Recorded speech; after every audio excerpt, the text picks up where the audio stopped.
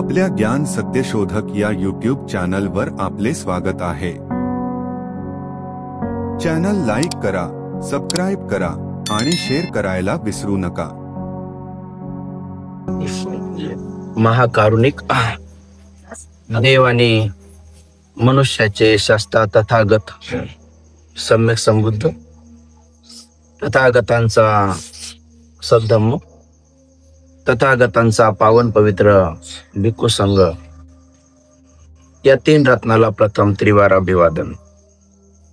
ज्या रत्नामुळे आपणा सर्वांना या तीन रत्नाचा लाभ झाला, हे सुखाचे दिवस आले आणि अध्यात्म क्षेत्रामध्ये मानव जीवन सफल करण्यासाठी खऱ्या अर्थाने ज्यांच्यामुळे संधी प्राप्त झाली असे बोधिसत्व डॉक्टर बाबासाहेब आंबेडकर यांच्या समग्र धम्मक्रांतीला शेवटच्या श्वासापर्यंत समर्पित।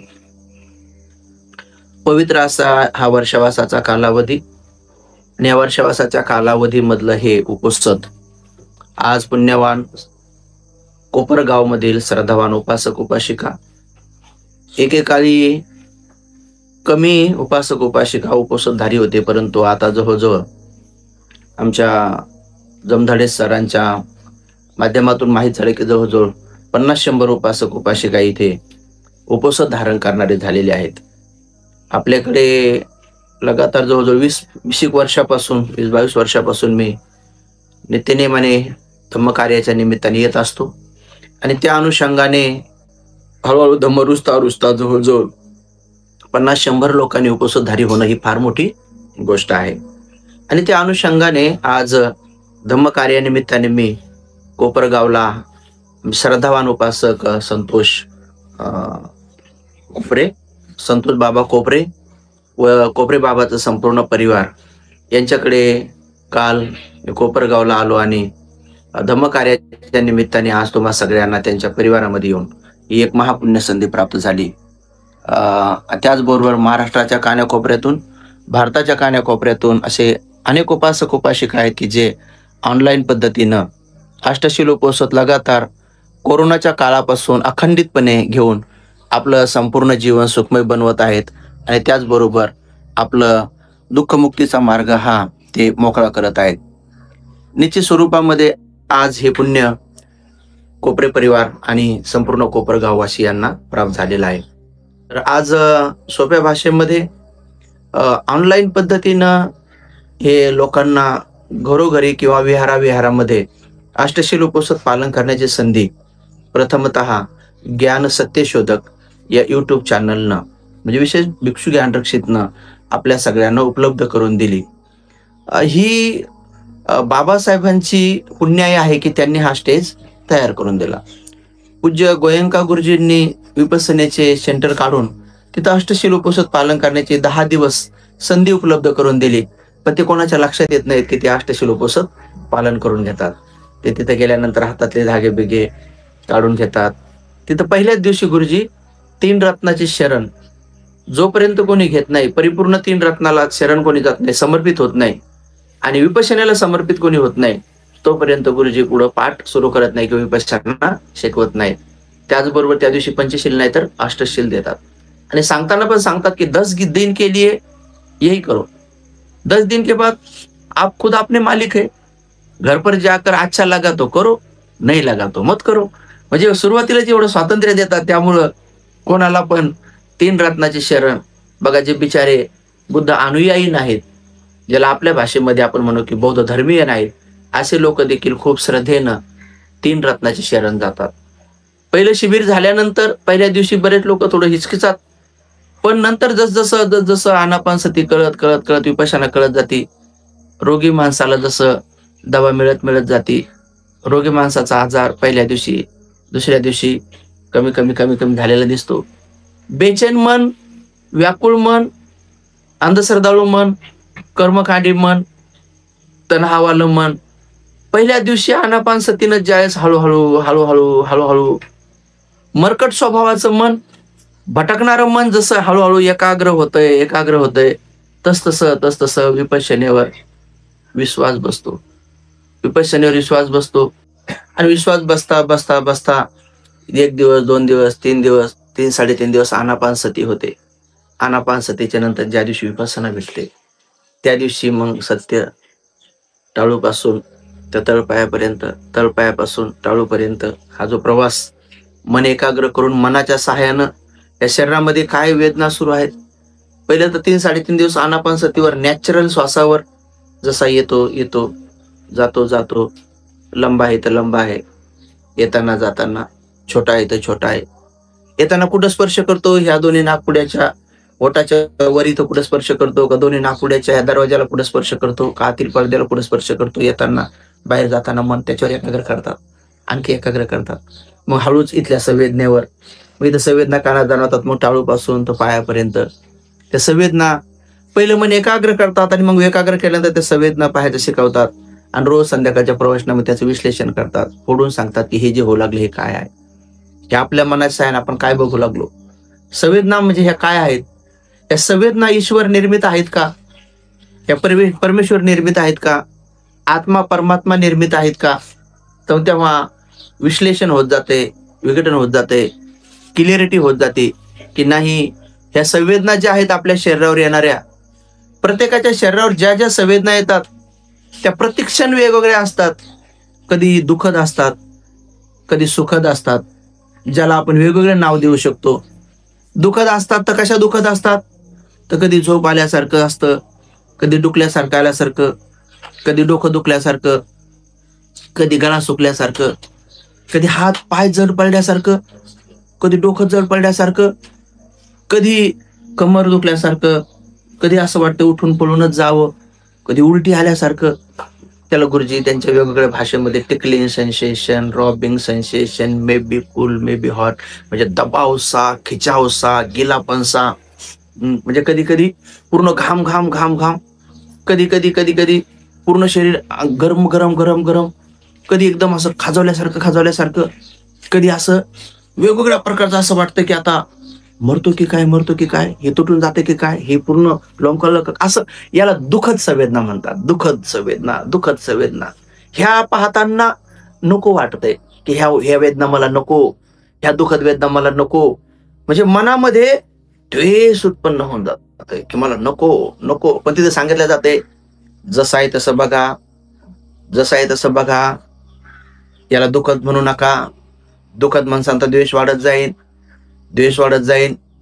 ॲज इट इज, जैसा है वैसा देखो, जैसा है वैसा देखो शिकवल्या जाते. समतेमध्ये राहा, अनित्य बोध जागृत करा. अनित्य म्हणजे या दुःखद आहेत, या नित्य राहणार नाही, थोड्या वेळात बदलतील, थोड्या वेळात बदलतील, काही मिनिटात, काही घंट्यात, काही दिवसात बदलतील. मग कोणाच्या शरीरावर सांगितल्याप्रमाणे काम केल्यानंतर मन एकाग्र. आणि अनित्य बोध म्हणजे त्या संवेदनेला जसं अनित्य बोधानं पाहणं सुरू करतात तर आपोआप त्यांच्या शरीरामधून ते द्वेषाचे विकार निघतात. मग हळू सुखद वेदना सुरू होऊन जातात. सुखद वेदना मग कधी कधी कोणाला धाराप्रवाहासारखं, जसं की डोक्यावर आंघोळ करताना पाणी टाकलं तर पूर्ण पाणी कसं असं अंगावर येतंय तसं तसं तसं सुरू होतंय. किंवा सगळे अंगावर असं मुंग्या मुंग्या मुंग्या मुंग्या मुंग्या बारीक, पण सुखद सुखद सुखद, त्याला धाराप्रवाह म्हणतात. कधी कधी कोणाला धाराप्रवाह होतो, कधी कधी कोणाला डोक्यात होतो, कोणाला चेहऱ्यावर होतो, कोणाला हातावर होतो, कोणाला पायावर होतो, पोटापाठीवर, संपूर्ण शरीरात कुठे पण होऊ शकतो. तो धाराप्रवाह सुखद असतो. अनेक जणांना असं वाटतं की हा सुखद अनुभव आमच्या जीवनामध्ये आम्ही घ्यावा, हे सुखद अनुभव घ्यावा. तर हे सुख वेदना, तर सुख वेदना ज्याला म्हटलेलं आहे, त्या सुख वेदना देखील गुरुजी शिकवतात. याला पण साक्षी भावान पहा, ये भी बदल जाएगा, ये भी बदल जाएगा. अरे ये तो खतरनाक है, ये जब बदल जाएगा तो दुख में ही बदल जाएगा. तो फिर अरे कहा गया रे वो सुख, कहा गया रे वो सुख. तो ये भी बदल जाएगा म्हणजे याला बी अनित्य म्हणा, अनित्य म्हणा. हे बी नित्य नाही रे, नित्य नाही रे, नित्य नाही असं म्हणा. मग पुन्हा मन समतेमध्ये येते. मग ह्या दुःखात वेदनेला, ह्या सुखद वेदनेला जेव्हा दोन्हीला बी अनित्य म्हणणं सुरू करतात लोक ध्यान करताना, तो अनित्य बोध पुष्ट होऊन जातो. म्हणजे मन अनित्यामध्ये पक्क होऊन जाते. म्हणजे अनित्य स्वभावाला पाहणारं मन पक्क होऊन जाते. मग हळू हळू हळू 5वा 6वा दिवस हे समजणं सुरू होऊन जातं. तेव्हा 5वा दिवस 6वा दिवस अधिष्ठानाचे दिवस सुरू होऊन जातात. अधिष्ठान एवढ्यासाठी की अनित्य बोध तर शिकलाय तुम्ही, डोळे लावलेले आहेत, दुसरं कोणाला पाहायचं नाही, स्वतःला पण पाहायचं नाही, स्वतःच्या संवेदनेला पाहायचंय. त्या संवेदनेला ज्यावेळेस आपण पाहणं सुरू करतो, सुखदला सुखद, दुःखदला दुःखद, तर अधिष्ठान शिकवणं सुरू करतात. अधिष्ठानामध्ये काय सांगतात की चलो अब जो सामूहिक साधना है सुबह से 8 से 9, दोपहर में 2:30 ते 3:30, संध्याकाळी 6 ते 7, कमीत कमी या 3 ग्रुप सिटिंग अधिष्ठान करा कि मैं 1 घंटा हाथ पैर नहीं हिलाऊंगा, कमर गर्दन नहीं हिलाऊंगा, जैसा बैठा है वैसा बैठाऊंगा, ऐसी बैठूंगी. तर अधिष्ठान करा म्हणतात. कशासाठी? ते जे मन एकाग्र झालं होतं ना, त्या मनाने जे अनित्य बोध शिकणं सुरू केला होता ना, की सुखद वेदना बी बदलणारे आहेत आणि दुःखद बी बदलणारे आहेत, त्याच्यामध्ये मन पक्क करायसाठी अधिष्ठान करून घेतात. अधिष्ठान म्हणजे पक्क मन. 1 घंटा मन जर पक्क झालं, 1 घंटा, सुखद वेदना दुःखद वेदना, ज्या परिपक्व मन, ज्याच्यामध्ये पक्व मन होतंय, एकदम मन पुष्ट होऊन जातंय. मग त्या पुष्ट झालेल्या मनाला म्हणजे पक्व झालेल्या मनाला अधिक बलवान बनण्यासाठी थोडं स्वातंत्र्य बी देतात, शून्यागार देतात. शून्यागारमध्ये थोडं भय निघून जावं. भय असते, मरतो की काय, त्याच्यानंतर काही येतं की काय, डसतं का काय, खातं का काय, म्हणजे सगळ्या गोष्टी मनात उत्पन्न होतात. याचा अंतिम गोष्ट काय आहे? जसं की अनेक लोकांना मी नेहमी शिकवतो. काही लोक म्हणतात मी ना या संसारात कशालाच नाही घाबरत, पण आपण सापाला घाबरतो. हा बघ, म्हणजे कशाला नाही घाबरत पण सापाला घाबरतो. एखादा माणूस म्हणतो नाही आपण तर सापाला असं सहज पकडतो, पण वाघाची मला लय भीती आहे, वाघाची लय भीती वाटते. दुसरा एखादा म्हणतो नाही आपण वाघाला बी भेट नाही, आपण एकदम बलवान पहिलवान आहे, मी वाघाला सुद्धा कुस्ती खेळू शकतो किंवा त्याला बी मारू शकतो. आपण वाघाला किंवा सापाला याला नाही घाबरत, पण मला पोहणं नाही, मी पाण्याला लय भेटतो.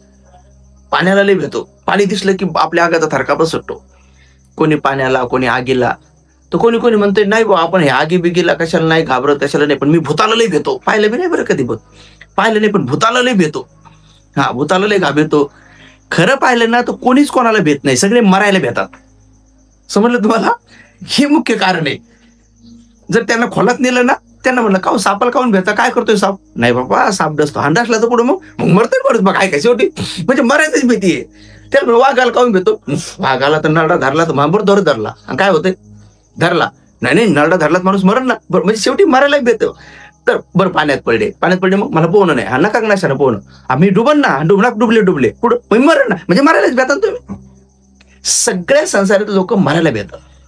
मग हळूच तिथं हे जे भय असतंय, भयाच्या ज्या संवेदना असतात ज्या शरीरावर येतात, तर त्या बी मग स्वातंत्र्य द्यायला, शून्यागार में जाओ, अपने मन से बैठो, 3 ग्रुप सेटिंग करो लेकिन अपने मन से. तर हळूहळू अंतिम उद्देश काय आहे की तुम्हाला ह्या संवेदना ज्या अनित्य आहेत, बदलणाऱ्या आहेत, आणि त्या ईश्वरापासून, परमेश्वरापासून, आत्म्यापासून, परमात्म्यापासून निर्माण नाही झाल्या, तर त्या आपल्या मुळच निर्माण झालेल्या आहेत, आपल्या कर्मानच निर्माण झालेल्या आहेत. तर वर्तमानातले कर्म नाही, जन्माचे कर्म, जे संचित कर्म आहेत, संग्रहित कर्म आहेत. जसं की लोक कर्म संग्रहित करतात, त्याचा लेखाजोखा ठेवत नाहीत. कधी लोक म्हणतात ना, ते पुण्याची गणना कोण करी, पुण्याची गणना, हे भारूड तर काढलं तुम्ही, पण पापाची गणना कोण करी, हे कोण काढावं? आता हे गॅन्डक्षित नक्की काढते, हे का नाही? आता हे भारूड सुरू करावं लागेल काही दिवसांना आपलं, हे का नाही? त्याच्या पुढे मग म्हणतात ना की पुण्याची गणना कोण करी. माता नसते पुण्याचीच गणना करा का, पापाची बी गणना कोण करी, आहे का नाही? तर ज्या टायमामध्ये हे संग्रहित होतंय, संग्रहित अनेक जन्म संग्रहित असते, तर हे पाप पुण्य संग्रहित किती झालं याचा लेखाजोखा लोक ठेवत नाहीत, कारण याचं पासबुक नाही. बँकेच्या पैशाचा लेखाजोखा ठेवतात, कारण त्याचं पासबुक आहे. आता ऍप आहे, ऍपवर घडी घडी पाहतात बॅलन्स, खुश एकदम. त्याच्यानंतर कमी झाले, अरे कमी झाले, कोण कपडे घेतले का, काय घेतले का, बॅलन्स पाहून दुखी होतात, बॅलन्स पाहून खुश होतात. पण पुण्याचं बॅलन्स, अपुण्याचं बॅलन्स कसं चेक करणार? कोणता ऍप आहे तो? कोणता ऍप आहे की तुम्ही पुण्याचं बॅलन्स चेक करणार? कोणता ऍप आहे की ज्या तुम्ही पापाचं बॅलन्स चेक करणार? बर तो ऍप आहे पण पासवर्ड काय? जसं तुम्ही तुमचं याच्यावर जाऊन चेक करता ना, आहे का नाही, जाऊन चेक करताना तुमचं अकाउंट ज्या बँकेत असेल तर त्या बँकचं फोन पेला, गुगल पेला, पेटीएमला किंवा त्या ऍपला बँकेच्या तुम्ही लिंक करता जाऊन आणि तिथं चेक करता ना, तसं हे बॅलन्स कसं चेक करणार? कसं चेक करणार की आपल्याकडे पुण्य किती संचित आहे, आपल्याकडे पाप किती संचित आहे, आणि याची गणना कोण करणार आहे? बरं, गणना करणार आहे, परंतु आता आणखी पुण्य संचित करण्यासाठी आयुष्य किती आहे? आता पाप वाढवण्यासाठी देखील आयुष्य किती आहे ते बी लेखाजोखा पाहावा लागेल. जसं कधी कधी आपण अंदाज करतो ना की आपल्याकडे एवढे पैसे आहेत, बसता बसता काही लोक म्हातारे कोतारे म्हणतात, बुवा आपण भरपूर कमावलं.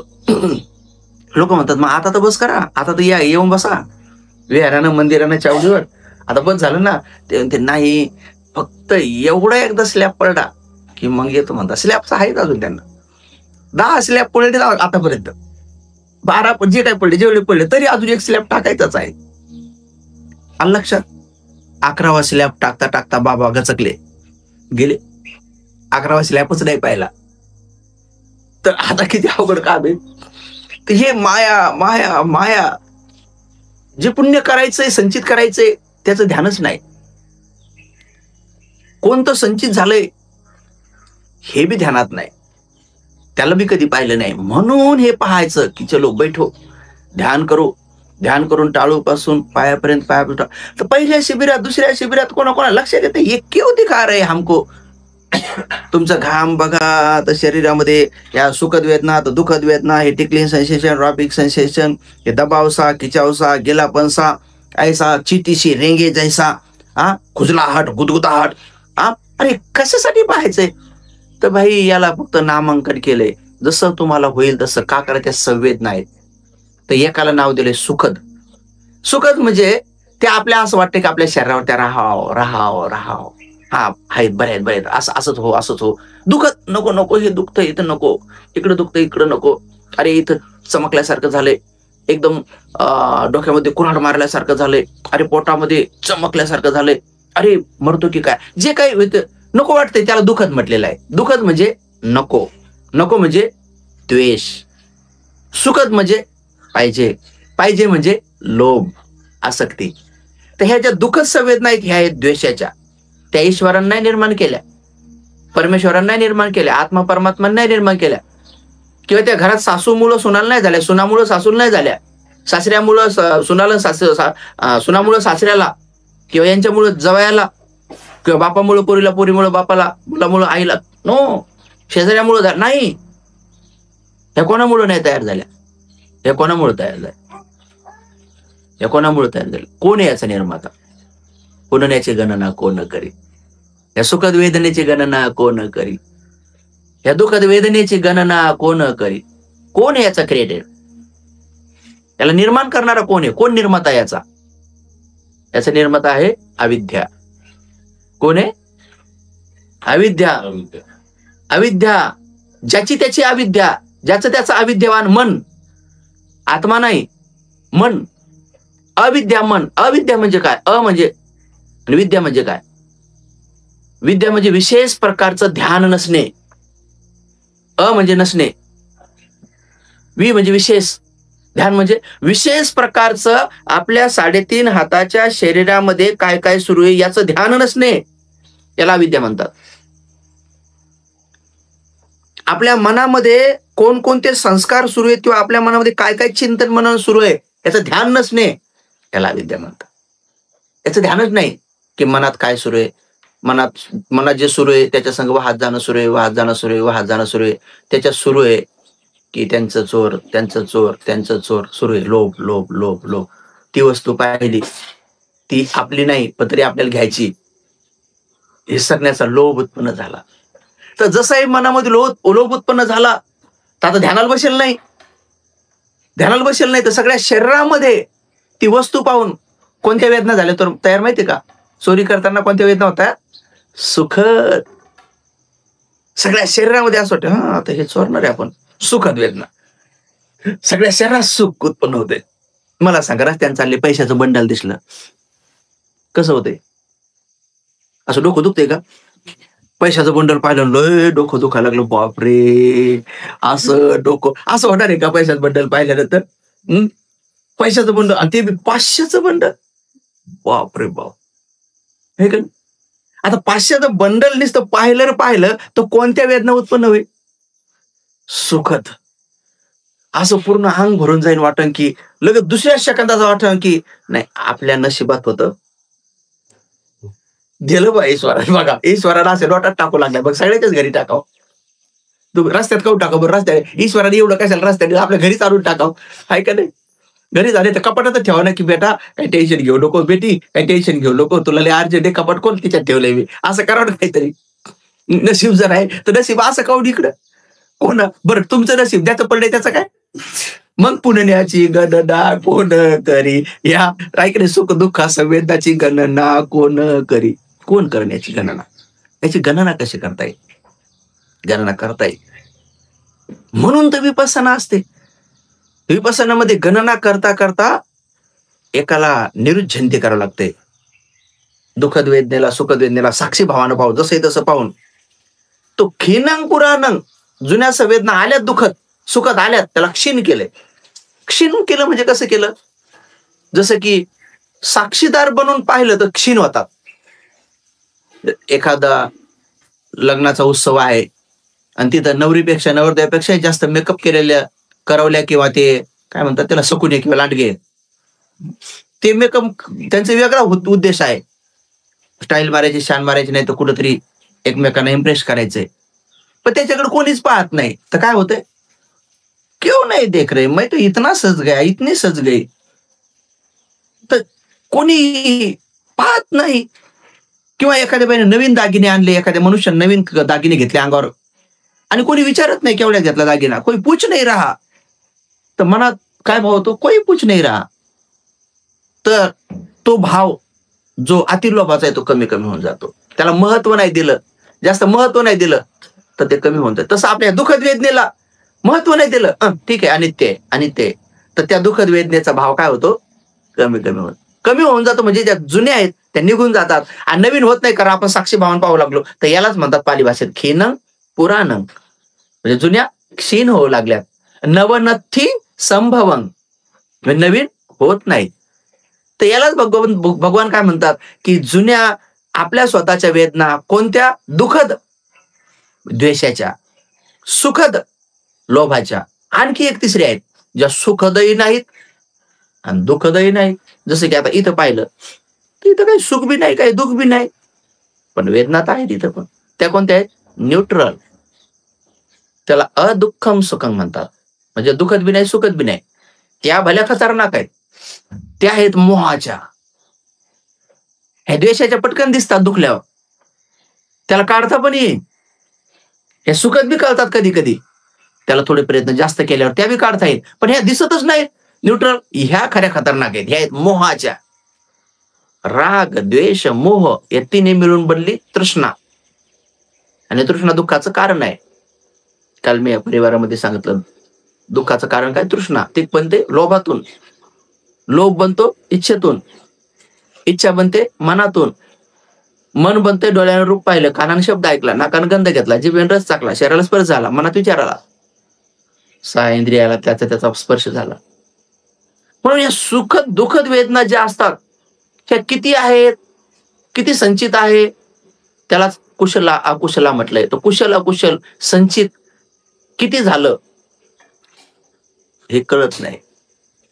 हे प्रज्ञेनं पाहिल्याशिवाय म्हणून जोपर्यंत धम्माचं अकाउंट काढल्याशिवाय धम्माचं अकाउंट काढावं लागतं. धम्माचं अकाउंट काढलं की मग त्याचा पासवर्ड काय आहे, ते पुण्याची गणना करण्याचा पासवर्ड काय आहे. याचा पासवर्ड आहे, कोणाकोणाचा पासवर्ड 5 अंकी आहे, कोणाकोणाचा 8 अंकी आहे. आता हे पासवर्ड जर पाठ नसेल तर कसं होईल, बॅलन्स चेक केलं नाही. माणसांची गणना कशी करायची, माणसं कशी मोजायची. काही वस्तू तुम्ही डझनामध्ये मोजता, काही लिटरमध्ये मोजता, काही किलोमध्ये मोजता, काही तोल्यामध्ये मोजता, काही घनमीटरमध्ये मोजता, काही किलोमीटरमध्ये मोजता. मोजण्याचे भरपूर प्रकार आहेत. माणसं कशी मोजायची, असे आकड्याने मोजू शकता की एवढे एवढे लोक आहेत आमच्या समाजात, एवढे आहेत, किंवा आमच्या परिवारात एवढे आहेत, किंवा माझे मित्र एवढे आहेत. संख्या वाढली. कितने हितकारी आहे, कितने अहितकारी आहे. आता व्यक्तिगत एखाद्या माणसाला जर मोजायचं, कसं मोजणार की माझे 2 कान आहेत, 2 नाक आहेत, हे असं आहे, हे नाकपुडे आहेत, हे असं असं मोजणार. हे तर 32 ऑर्गन तर सगळ्यांनाच आहेत. कसं मोजणार. ठीक आहे, एखाद्याचं कमी जास्त होऊ शकतो बिचाऱ्यांचा. यानं माणसाचं मोजमाप नसते. माणसं कशी मोजायची, तर माणसं गुणाने आणि दुर्गुणाने मोजावं लागतात. मग आता गुण दुर्गुण कोण मोजन. मोजणारा जर द्वेष असला तर तो तर स्वतःचे भले गुण गाईल आणि दुसऱ्याचे भले दुर्गुण गाईल. बघा, स्वतःचे सद्गुण गाणारे लोक का कमी आहेत का इथं. ते सफेद कपड्यात नाही, चिवरात बी आहेत. दुसऱ्याचे दुर्गुण काढणारे इथं काय कमी आहेत का लोक. ते सफेद कपड्यातच नाहीत, जटामध्ये पण आहेत, मिशावाल्यामध्ये पण आहेत, कड्याधारीमध्ये पण आहेत आणि चिवरधारीमध्ये पण आहेत. सगळे दुनिया जिकडे तिकडे आहेत.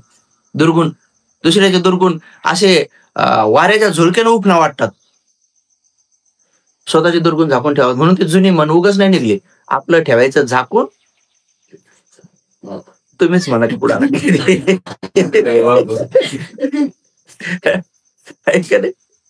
आपल्या डोळ्यातलं दुसऱ्याच्या डोळ्यातलं कुस्सळ दिसतंय आणि आपल्या डोळ्यातलं मुस दिसत. अरे बापरे, एवढं मोठं दिसत नाही, दुसऱ्याचं कुस्सळ दिसतंय.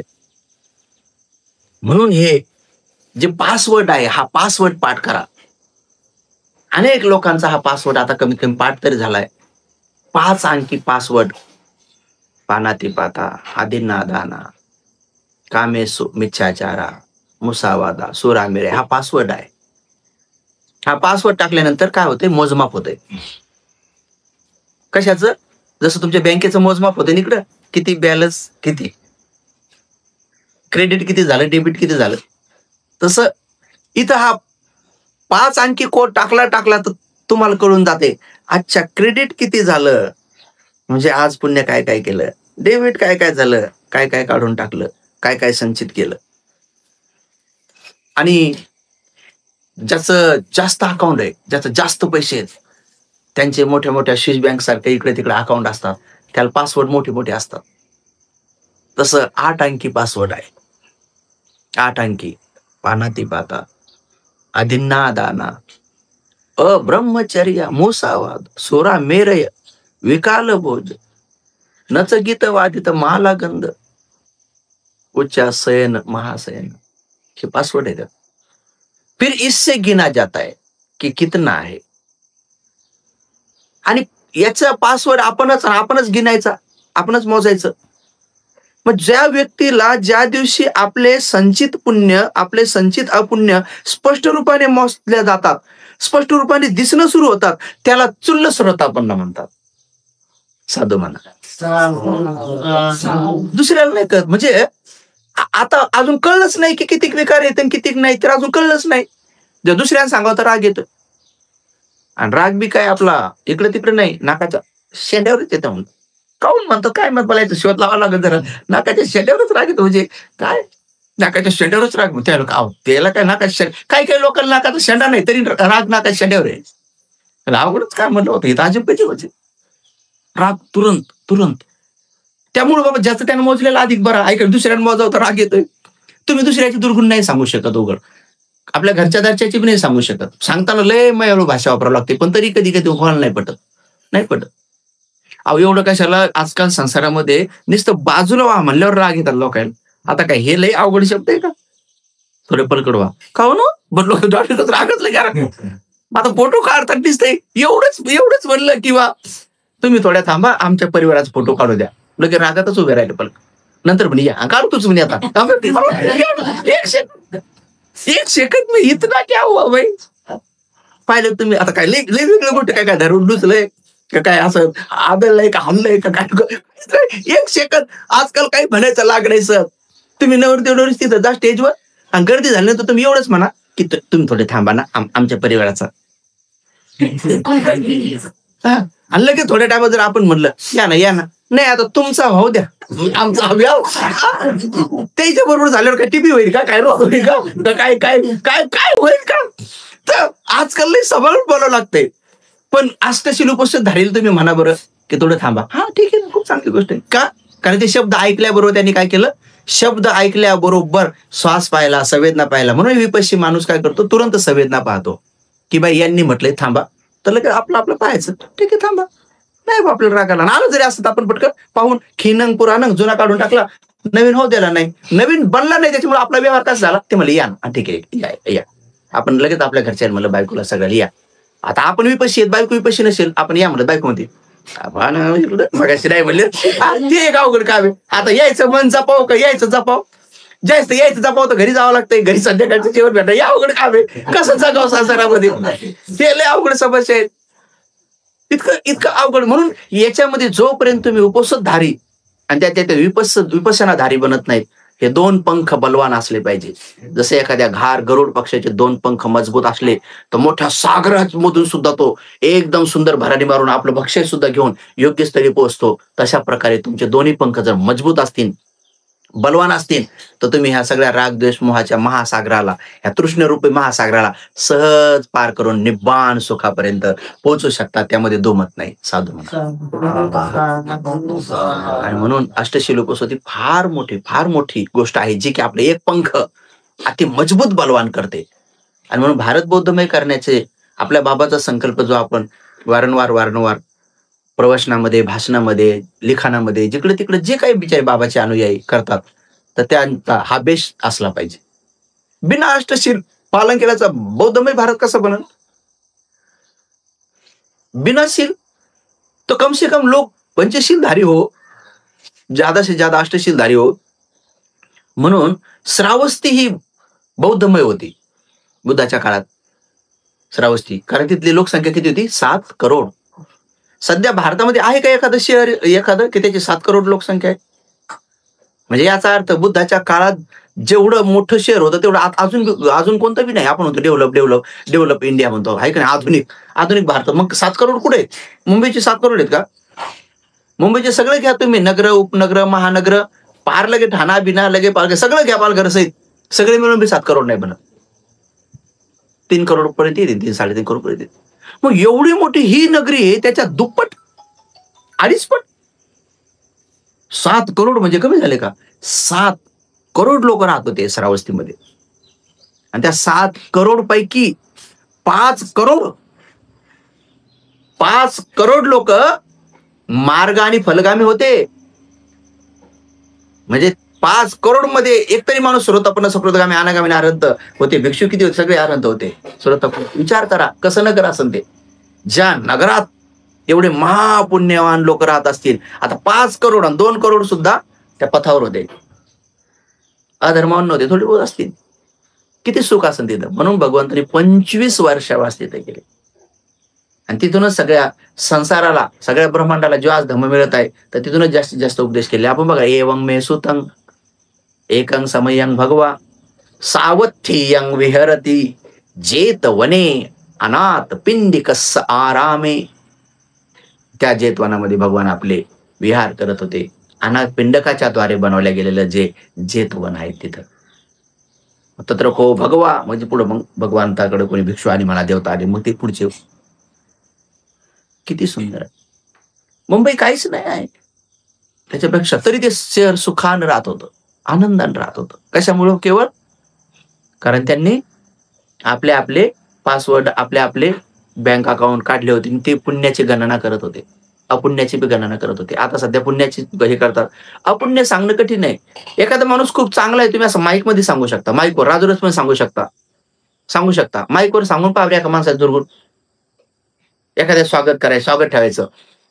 अमुक अमुक साहेब आहे, त्यांचं स्वागत आहे. यांनी विहाराला भरपूर वेळ दान दिलेलं आहे. पावत्या बी दिलेल्या आहेत. घोषित भरपूर वेळेस केलेलं आहे. पण 2-3 वेळेस दिलेलंच नाही. नुसतं घोषित असं म्हणा बरं, पाहू बरं काय होते ते एकदा. खरं सांगून पहा बरं, एकदा सांगून पहा बरं. नुसतं घोषितच केलेलं आहे, पण दिलेलं नाहीच आहे. बंदीजी मी 1,00,000 देतो, पण दिलेच नाही. नुसतं म्हणलेलंच आहे. असं एकदा म्हणून पहा बरं तुम्ही. पाहू बरं कसं वाटतं त्याला तर. हा हळूच म्हणजे का हे आमचं काय सन्मान आहे का अपमान आहे का तुम्हाला? नंतर पाहतो बरं. अवघडच काम आहे. तुम्ही राजरोसपणे कोणाची प्रशंसा करू शकता. यांचा स्वभाव असा आहे, त्यांचा स्वभाव असा आहे. हे असं असं देतात, ते तसं तसं देतात. दान बद्दल, शील बद्दल, समाधीबद्दल जे जे काही सद्गुण तुम्ही पाहिले असतील खरे समजा, त्याच्याबद्दल तुम्ही सहज प्रशंसा करू शकता. पण अप्रशंसा थोडे दुर्गुण म्हणून पहा बरं राजरोसपणे सगळ्यांसमोर शक्य नाही. त्यामुळे लोकांना दुर्गुण प्रिय नाही. कोणाचा माणूस बी मरण पावला नातेवाईक, तुम्ही तिथं श्रद्धांजली अर्पण करत असताना त्या माणसाचं कोणीतरी दुर्गुण म्हणतं का हो? हा ज्याला 2-2, 5-5 मिनिटं दिले तर काय म्हणतात ते? चांगलाच होता म्हणतात. कालच ज्याच्या संग भांडण केलं ते बी म्हणते, आम्ही दोघं कालच बसलो होतो, आज जाईन असं वाटलं नव्हतं, पण काल काय झालं ते बी सांग ना. नाही सांगायची हिंमत नाही. कधी कधी बायको थोडी रडताना सांगते, बाई काल रागात होते. रागात होते आहे का नाही? रागातच होते, दिवसभर जेवलेच नाही. मग काही बाईने विचारलं पाहिजे, नेमकं झालं तर काय हो? तुम्ही काय लुचलं बिचलं का काय काय काय काय झगडलं काय? नाही बाई असं स्वभाव होता, 2-2 दिवस बोलत नव्हते, 4-4 दिवस बोलत नव्हते, पण न बोलतात जातील असं वाटलं नाही. अवघडच काय रे. आता आता तुम्हाला वाटलं नाही तर मग बोलून घ्यावं, कारण कोणत्या क्षणी जाईल त्याच्यापेक्षा आपण ठेवूच नाही, है का नाही? आणि बोलायचं ते बी मयाळू बोलाव, प्रेमळ बोलाव, भांडायचं बोलू नाही.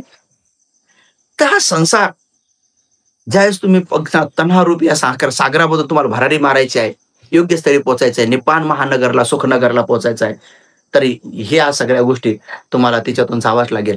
म्हणून माणसांची मोजमाप कशाने केल्या जातं? माणूस लिटरमध्ये, किलोमीटरमध्ये, घनमीटरमध्ये, तोळ्यामध्ये नाही मोजता येत. माणूस कशामध्ये मोजला जातोय? शीलगुणामध्ये मोजला जातो. त्याचं मोजमाप कशात असलं पाहिजे? शीलगुणामध्ये.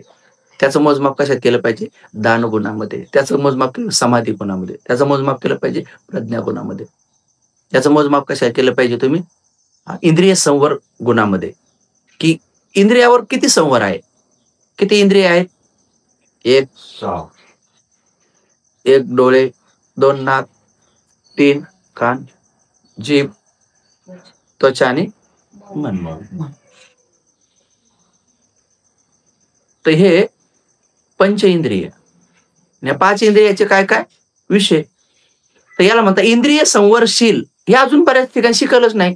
आता पंचशील शिकवलं, अष्टशील शिकवले. आता आपण काही दिवसानं इंद्रिय संवरशील शिकवणं सुरू करणार आहे. आता उपसत कसं सुरू होईल तसं ते सुरू होऊन जाईल. आता ते उपसतागार सुरू झालं की मग मी सुरू केलं, मग भारतात सगळीकडे सुरू होऊन जाईल. मग आपण सुरू केलं किंवा आपण म्हणलं बी तर आणखी सुरू होऊन जाईल. आणि चांगली गोष्ट आहे, सगळीकडे सुरू व्हायला झालं. मग इंद्रिय संवर्शील कसं करायचं? पहिले इंद्रियांची ओळख करून द्यावं लागेल. इंद्रिय म्हणलं की मग समजा डोळे. आता डोळ्याचा संवर कसा करणार? कसं करणार? म्हणजे कोणी दिसलं तो पाहायचं नाही बाबा त्याच्याकडून, कोणी दिसलं तर पाहायचं नाही त्याच्याकडे, असं करणार आहे का? याने इंद्रिय संवर होणार आहेत का? इंद्रिय संवर म्हणजे, संवर म्हणजे काय? इंद्रियावर ताबा. इंद्रिय आपल्या ताब्यात, आपण त्याच्या ताब्यात नाहीत.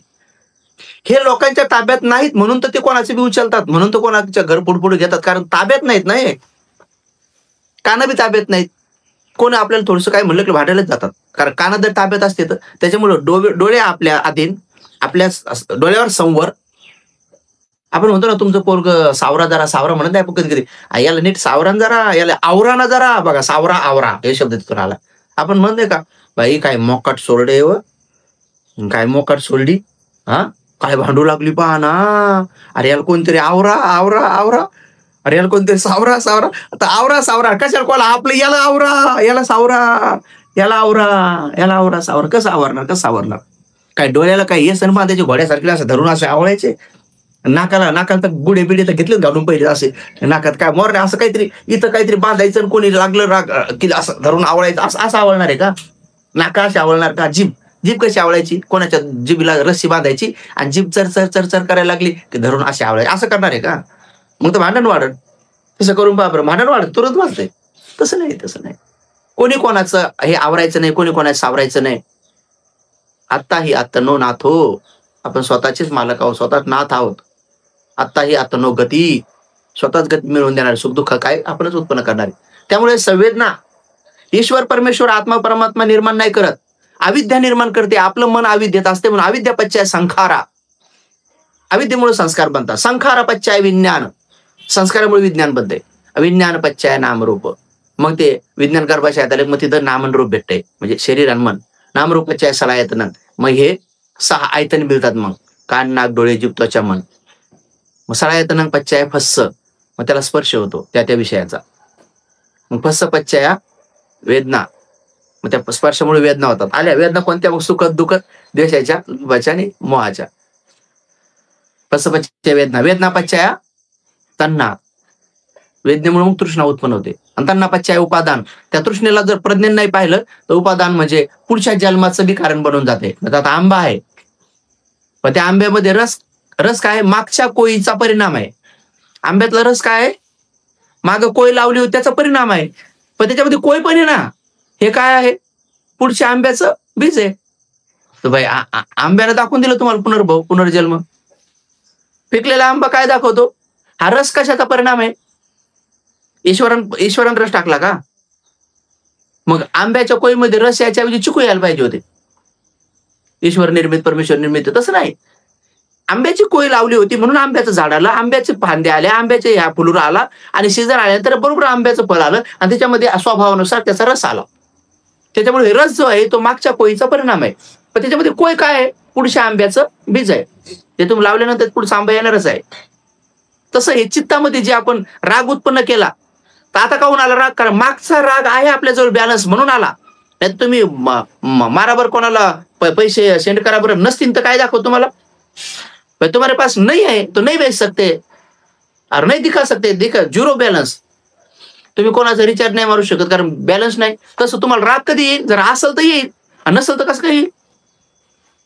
म्हणून लोभ नसल्यामुळे लोक रस्त्यात पैशाचे बंडल दिसले तरी हसून निघून जातात. भिक्षू लोक सगळेच नाही. इंद्रिय संवर्षित ज्याचा संवर आहे ते. म्हणून असं नाही की एखादी वस्तू सहज उचलल्या जाते. नाही, लोभामुळे उचलल्या जाते, द्वेषामुळे मारल्या जाते. आणि जर राग द्वेषच कमी झाला त्याला सेल म्हणतात. लाल पेशी ढवळ्या पेशी म्हणतो आपण, त्या पेशी त्या किती आहेत आपल्याकडे संग्रहित, म्हणजे रागाच्या पेशी. जर आपल्याकडे लोभच नाही तर नाही उचलत आपण कोणाची वस्तू. मी अनेक भिक्षूंच्या संदर्भामध्ये आणि दावा करू शकतो की तुम्ही हिऱ्याचे जरी ढीग ठेवले तर ते सहज रस्ताच नसला तर ओलांडून जातील, पण नाही उचलणार. का? कारण त्याच्याकडे त्या पेशाच नाहीत. काही सत्पुरुष खोटं बोलत नाहीत. का? कारण खोटं बोलण्यासाठी लागणारं जे संचित आहे, बॅलन्स लागेल ना खोटं बोलण्यासाठी. अनेक जन्मात खोटं बोलून साठा करून ठेवलाय. तर आता खोटं कधी बोलत जावं, ते असलं तर बोलत. खोट्याचा सेल नाही तुमच्याकडे, त्या पेशाच नाहीत, काय बोलणार तुम्ही खोटं? म्हणून बाबासाहेब बोधिसत्व कधी खोटं बोलत नाहीत, गुरुजी कधी खोटं बोलत नाहीत, मार्गामी लोक जे ते बोलत नाहीत खोटं कधी. का? कारण त्याच्याकडे नाहीत त्या पेशा. खोटं बोलण्यासाठी संग्रह लागतो. राग यासाठी संग्रह लागतो. राग कधी आला? तो संग्रहित होता. आणि मग वर्तमानात राग आला तर काय झालंय? पाठीमागच्या राग करून ठेवल्याचा जो बॅलन्स आहे आपल्याकडे त्याच्यामुळे राग आला.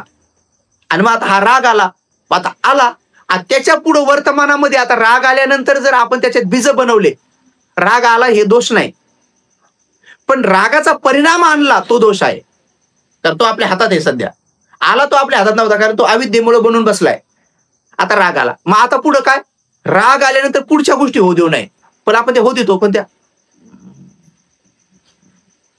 आता हे कोणाच्या हातात? हे वर्तमानात. आता मग दाटवट खाल्ली, मग हे असे गुद्दाव करला, नाही तर मग पदर खावला, बाया मागे सरला, याला पाहूचा. तर हे जे सुरू आहे वर्तमानातलं, हे कशामुळे सुरू आहे? हे वर्तमानात जे घडते असे डोळे लाल एकदम, हे धरून बुचा हाना, आपटा रे भस्कारे मारा मारून टाका, सोला, हे जे मोठे मोठे भयान टाका फेका दगड टाका, चेंदा मेंदा करा, हे जे जोर सुरू आहे ते कशामुळे? रागामुळेच आहे ना. बिना रागामुळे का? कोणी कोणाच्या घरी जाऊन तुम्ही मारू शकता का बिना रागाचे? कोणाच्या दारी जाऊन असे एकदम प्रेमान बरं बाहेर ये, तुला खोंदळ हाणायचे असं म्हणून पाबर कोणाच तरी जाऊन पाबर होते का तुमच्याकडून तसं पाबर एकदा असं प्रेमान नाही तर नवरा बायकोतच भांडण करा बरं, इकडे यावं तुम्हाला हाणायचे धरून.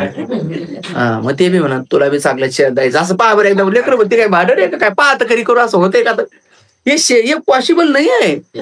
अंदर वो होना ही चाहिए, क्रोध आना ही चाहिए, तब जाके ये होता है. हे जे काही मी तुम्हाला प्रॅक्टिकल दाखवले अशा गोष्टी, तर जुना राग होता म्हणून तो सध्या आला आणि आल्यानंतर प्रज्ञा नाही आपल्याजवळ, विपश्ची नाहीत आपण किंवा अष्टशीलधारी नाहीत, संयम नाही म्हणून त्या क्रोधाला तिथं जिरवलं नाही आपण, त्याला क्षीण केलं नाही, काढून टाकलं नाही, त्याला काय केलं वाढू दिलं. बरं कोणीतरी आपल्याला कल्याण मित्र बनलंय, धरू बेजार राहू दे ना, सोड बरं जाऊ द्या ना, होय तिकडं असं भेव राहिलं तर मग तर काही होईल.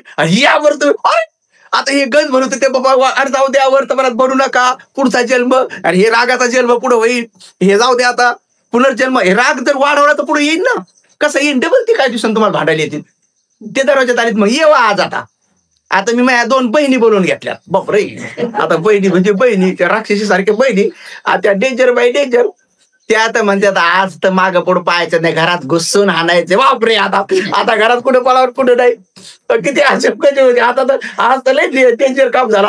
आता हे शब्द ऐकल्यावर जागा थरकाप, बापरे घरात घुसून आधारे म्हणून आतून हे मामाला फोन राव रे, आपली बी आत्या बोलव रे. आता यायची हे आताच आणि यायच्या बाहेरच पावड्याच लागले, पावड्याचे जे लागलं यायची आत्या खुंदळली, त्याचे बाबा खुंदळला, पोलीस स्टेशन सांगा. हे किती अवघड काम आहे. बेजाऱ्या शेतकरी कशामुळं जुना क्रोध होता, वर्तमानामध्ये त्याला पाहायचा स्वभाव नव्हता. पाहायचा स्वभाव कधी त्याग भावना, म्हणून हे अष्टशील उपसुत जे आहे ना त्याग उत्पन्न करते, उपभोगण्याची नाही. आज काय केलं तुम्ही त्याग केलाय, जाऊ द्या प्राण्याची हत्या नाही करायची बाबा, जागरण चोरी बी नाही करायची नाही. त्यामुळे काय झालं तुमचं द्वेष बी कमी झाला, हत्या करण्याचा म्हणजे द्वेष कमी झाला, चोर नाही करायची म्हणजे मोह कमी झाला, उलट जाणीवपूर्वक दान द्या आज म्हणजे बघा. आणि ब्रह्मचर्याचं पालन करायचं. आज पती पत्नी असताना देखील बहीण भावासारखं संयम ठेवायचा आहे, म्हणजे बाकी सगळ्या संसारात लोकांबद्दल त्याग घे ना. आज खोटं नाही बोलायचं, ना शब्द नाही करायचा, स्वतःला मोडून तोडून पण नाही घ्यायचं, सुगंध सुद्धा नाही, अवेळी भोजन पण. किती सुंदर आहे. त्याच्यामुळे ही जी त्याग भावना असती ना, तर ही त्याग भावना काय करते, क्रोधाला काढण्यासाठी, द्वेषाला काढण्यासाठी, मोहाला फळ येईपर्यंत कर्म कुठं राहते, चांगल्या बी कर्म. आपण म्हणू इतकं चांगलं वागलो पण आम्हाला काही फळच मिळेल ना, मग ते कर्म कुठं राहते तोपर्यंत. भगवान म्हणाले मी तुला ते नंतर सांगतो, तूच पहिलं मला उत्तर दे की हे झाडाला अजून फळं नाही आले ते कुठं राहतात सांग म्हणे. ते त्या झाडाच्या मुळात राहतात, खोडात राहतात, सालीत राहतात, फांद्यात राहतात का त्याच्या पानात राहतात का कुठं राहतात तूच सांग म्हणे. भगवान म्हणे हे झाडाला अजून फळं आले नाही तर का संसारात कुठं राहतात, नाही म्हणे भगवान ते नाही सांगतायत मला ते कुठं राहतात, मुळात असतात का कुठं असतात नाही, पण एक सांगता येते काय, ते कुठेही राहो सीझन आले की बरोबर येतात. आंब्याचं सीझन आलं की ते बरोबर येतात, ते कुठून येतात माहित नाही पण सीझन आले की येतात. मग भगवान म्हणतात तसंच कर्माचं बी सीझन आले की बरोबर येते. तुला काय करायचे, कुठून येतात कुठं राहतात. कर्माचं सीझन आले मग चांगल्या कर्माचं सीझन येऊ द्यावं लागतं, तेव्हा ते बरोबर पण येतात. तेवढं आपण थोडं शांत राहिलं पाहिजे. आपण एवढं अष्टशील पालन करतो येते ना, सीझन येऊ द्या, तो टाइम आहे त्याला विपाक म्हणतात, पिकू द्या थोडंसं ते. आणि वाईट कर्माचं बी फळ आहे, त्याला बी सीझन येऊ द्यावं लागतं. आपण म्हणतो एवढं चांगलं वागून आपलं काय, लोक एवढं बघा ना दनानं वाईट वागतात, हे चांगलं सुरू आहे असं वाटतं आपल्याला, डोळ्यात दिसते बाहेर. पण वाईट कर्माचा परिणाम चांगला असं येऊ शकत नाही. सध्या जे चांगले आहेत कधी ते त्यांच्या चांगल्या कर्माचा परिणाम आहे त्यांचा होऊ शकतोय, पण ह्या दुःखाचा त्यांना समोर परिणाम येणारच आहे. त्यामुळे कोणी दुःखी नसो म्हणून आपण मार्ग शिकू शकतो. अनेक उपासक उपासिका विहारामध्ये 20-20, 30-30, 40-40, 50-50 लोक उपसत घेतात. गरीबी जवळजवळ 5-5, 10-10 लोक सगळे जे असतील 2-3, प्रत्येक परिवारामध्ये 2 पेक्षा जास्त आता उपसतधारी बनत चाललेले आहेत. तर मोठ्या प्रमाणामध्ये ही क्रांती आहे. आणि म्हणून धम्ममय भारत मिशनच्या अंतर्गत आपण हे उपसत घेता, हे महान पुण्य आपल्या सगळ्यांना हितकारी ठरणारच आहे. आणि त्याचबरोबर एक विशेष बरोबर 21 तारखेला इथं म्हणतात अनेक लोक दिवाळी साजरी करतात, कोणी पंत्या लावतात, हे लावतात. बौद्ध लोक साजरा करणे, जरी हा बौद्धांचा सण आहे पूर्वी काळी असं वर्णन आहे भरपूर ठिकाणी म्हणतात. 84,000 इथं स्तूप विहार बनवले होते सम्राट अशोकांनी, आणि त्या 84,000 सगळ्या स्तूपाचा विहाराचा सगळ्यांचा एकदाच उत्सव ठेवला होता म्हणतात. 84,000 दीप लावून, म्हणून तर दीप उत्सव म्हणून मोठ्या प्रमाणामध्ये मला वाटतं पूज्य ज्ञानज्योती भंतेजी बी याच्यावर खूप सांगतात, अनेक जण करतात. यावर्षी आपण मुद्दाम एक कार्यक्रम ठेवलाय, माझं कठीणचे वरदान 21 तारखेला ठेवलंय.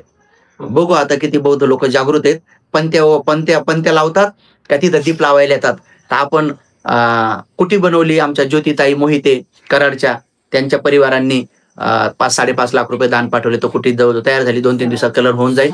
तर त्या कुटीचं उद्घाटन माझं कठीणची वरदान 21 तारखेला, ते सुट्टीचा दिवस आहे, त्यामुळे सगळ्यांनी सुट्टी आहे 21 तारखेला. दिवाळी साजरी करून आपल्या दिवाळा नाही काढायचं, कारण महामोगल्यान भंतीजीचा पण ठेचून ठेचून खून केला त्या दिवशी समजा. तर तशा पद्धतीनं फटाके बिटाके न फोडता किंवा काही न करता आपण सरळ सरळ औरंगाबादला संगगिरी महाविहार, आडगाव जावळे, जिथं मयूरमुर्गदाय वन आहे, पाचोड पासून अलीकडं जे आपलं 7.5 एकर जमीन घेते, तिथं आपण कार्यक्रम ठेवलाय. सकाळी दिवसभर कुटीचं उद्घाटन आणि कठीणची वरदान, आणि संध्याकाळी जो भगवान बुद्धाच्या धातूवर आनंदाच्या धातूवर जो स्तूप बनवायचा आपल्याला, तर तिथं दीप लावून रात्रभर परित्राण पाठ, म्हणजे सगळ्या लोकांना जे घरी करायचे तिथंच येऊन मस्त आपल्या महामोगल्यान भंतेजीचं स्मरण बी होईल, त्याचबरोबर सम्राट अशोकांच्या सगळ्या धम्म कार्याचा गौरव बी सन्मान बी होईल, भगवंताच्या आनंदाच्या धातूचा सन्मान भूमिपूजन बी होईल. म्हणून 3 कार्यक्रम आहेत. कुटीचं उद्घाटन, भिक्खू ज्ञानरक्षित हिरो यांचा 19व्या वर्षावासाचं समारोप कठीणची वरदान, आणि त्याचबरोबर भूमिपूजन. या लक्षात जवळजवळ 1000 दीपाने पूजा करू. 1000 तर प्रत्येकाने कोणी 5 कोणी 10 दीप दान करण्याचं ठरवायचं की आम्ही दीपदान करतो. दीपाचे दान करण्याचे प्रकार जे आम्ही रोज लावतो ते 200 का 20 रुपयाला मिळतात. कोणी वाटलं तर छोटा दीप, कोणी वाटलं तर मेणबत्ती, कोणी वाटलं तर जशा पद्धतीने असं वाटलं तर कोणी 5, 50, 100 मेणबत्त्या विधान करू शकतं, हे करू शकतंय. दीप म्हणजे दीप, सगळ्या प्रकारचे दीप, मग ते 1000 हो का 5-10 हो, ते आपण हे करून पूज्य ज्ञानज्योती महाथेरो सुद्धा येतो म्हटलेले आहेत. काल मी यश भंतेजीला सुद्धा श्रीलंकेचे जे भंतेजी आहेत, गुरु भंते शिष्यगण, ते पण येतो म्हटले आहेत.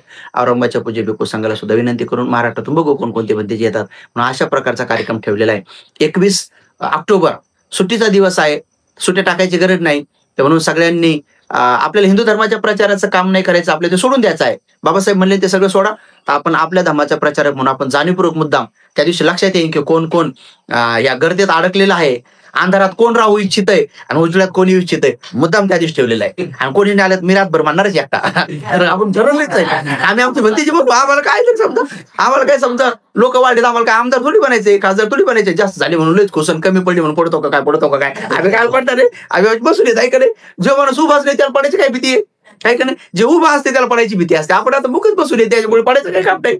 आलं लक्षात. त्यामुळं एक अंदाज बी येऊन जाईल की सिंहावलोकन भी करता येईल की लोग दिखाते है तो सचमुच वैसे है क्या. बघू आता समजा हे करे, तर त्या दिवशी समजा लक्षात पण येऊन जाईल. आणि त्यातल्या त्यात 22 तारखेला पण सुट्टी आहे, तर मग होऊ शकते आपण 21ला रात्रभर परित्राण पाठ ठेवला तर 22ला सकाळी भिक्खू संघाला भोजनदान देऊन उपासकाला सुद्धा जर कोणाला असं वाटलं तर त्याने एक दिवस औरंगाबादच्या सगळ्या लेण्या, औरंगाबादची टूर करता येईल, किंवा 22-23 तारखेला अजिंठा एलोरा पण दाखवल्या जाईल, अशी नोंदणी सुरू होऊन जाईल. म्हणजे जेणेकरून लोकांना अजिंठा एलोरा बी अशा 2-3 दिवसाच्या निमित्तानं आलं तर तिथं राहण्या पिण्याची व्यवस्था होऊन जाईल आणि सगळं होऊन जाईल. तर अशा बेतानं ते लांबून कोणी उपासक येणार असतील तर त्यांनी 2-3 दिवसाच्या बेतानं जरी आलं तर त्यांनी आमच्याकडे नाव नोंदायची, हो भंतेजी आम्ही एक दिवस त्या टूर मध्ये बी जाऊ. तर म्हणून काही 1-2 गाड्या समजा काय झाले तर लोकांना अजिंठा एलोरा बी दाखवलं जाईल, आपलं संगगिरीचं दर्शन पण होईल. आणि तिथं जे काही काम आपण हातात घेतलेलं आहे, उपसतागार 40x60चा एक उपसतागार आपण बनवत आहोत, मल्टी हॉल बनवत आहोत. आणि त्याचबरोबर आपण तळत झालेलं आहे आणि भगवंताच्या आनंदाच्या धातूसाठी स्तूप संगगिरी महास्तूप बनवत आहोत. तर निश्चित स्वरूपामध्ये भिक्खू ज्ञानरक्षित यांच्या कठीणची वरदानासाठी, त्याचबरोबर स्तूपासाठी आपल्याला जे काही पुण्य करायचे, भरभरून दान पुण्य करायचे, तर ते भरभरून दान पुण्य करू शकता आणि आपलं पुण्य जीवन समर्पित करू शकता. आणि हे मनुष्य जीवनात पारमिता पूर्ण करून निब्बान सुखाकडे भरारी घेऊ शकता. आणि आपलं मोजमाप स्वतःचा पासवर्ड टाकून पुनण्याची गणना मीच करी असं म्हणायचं. आता हे कसा, पुनण्याची गणना कोण करी म्हणा, पुनण्याची गणना मीच करी, दुसरा कस काय कोण करी असं नाही, ऐक नाही. आणि अपुण्याची बी गणना मीच करी, दुसरा जर करी तर त्याचे ऐकडे कॉलरच धरी, ऐक नाही, त्याच्यामुळे अवघड काम आहे. तर म्हणून आपण आपलं पुण्य संचित करायचं, आपण आपलंच पुण्य मोजमाप करायचं आणि मनुष्य जीवन इहलोकीचं परलोकीचा प्रवास सुखाचं हो, अष्टशील उपसत आशु फलदायी हो आणि सर्वांचं मंगल हो, निब्बाणासाठी पुण्य सहायकारी हो. या परिवाराने कालपासून जी काही सेवा केली, भोजनदानासह आतापर्यंत जी सेवा केली, ती सर्व सेवा यांची आशु फलदायी हो. पौर्णिमेच्या चंद्राप्रमाणे सर्वांच्या इच्छा आकांक्षा परिपूर्ण, तुमचे संकल्प अधिष्ठान परिपूर्ण आणि परमश्रेष्ठ ज्या सुखाच्या तोडीचं दुसरं कोणतंच सुख नाही, अशा निब्बाण सुखासाठी पुण्य सहायकारी हो. खूप मंगल, खूप दुःखी देख करुणा जगे ऐसा ब्रह्म विहार सुखी देख मुदिता जगे। ऐसा ब्रह्म विहार विषम स्थिति में समता जगे। ऐसा ब्रह्म विहार सभी के प्रति मैत्री जगे। ऐसा ब्रह्म विहार खुले मुक्ति के द्वार। होए दुखों से पार मिले परम निर्वाण। भवतु सब मंगलं भवतु सब मंगलं भवतु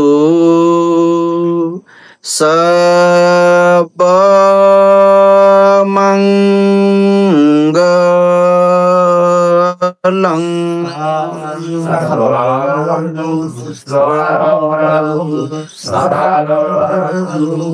चॅनल लाईक करा, सबस्क्राईब करा आणि शेअर करायला विसरू नका.